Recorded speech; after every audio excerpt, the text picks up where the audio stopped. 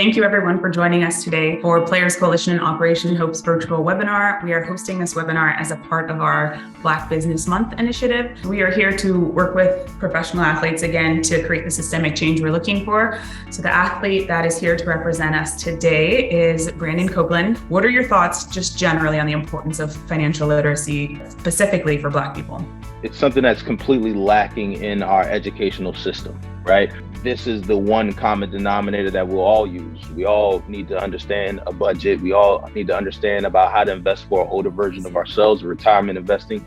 We need to understand our credit score. As you're in one lane, I think it's always just about learning about what's in that next lane and where you're trying to go. And Renee, this is something you probably have a ton of experience in as a social entrepreneur. So to kick us off in understanding what that is, can you define social entrepreneur? It's a person who pursues business ideas that have the potential to solve community-based problems. And these individuals are willing to take on the risk and effort to create positive changes in society through their initiatives.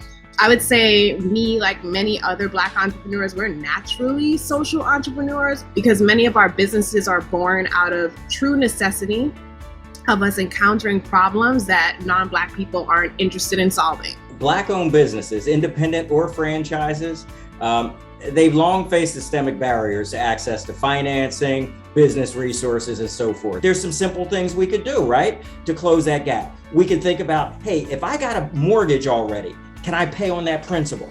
Can I pay on the backside of that? Can I find a business to acquire from one of these boomers who are moving out where I can get an immediate cash flow and give my children not just an inheritance when I die, but maybe the foundation of a legacy and generational wealth by business ownership. And one of the things I often say is don't despise small beginnings, that we have to start somewhere. And that's what we've been able to do at Operation Hope over the last 30 years, is really meeting people where they are and helping them start whatever that business is and also continue to grow and sustain that business.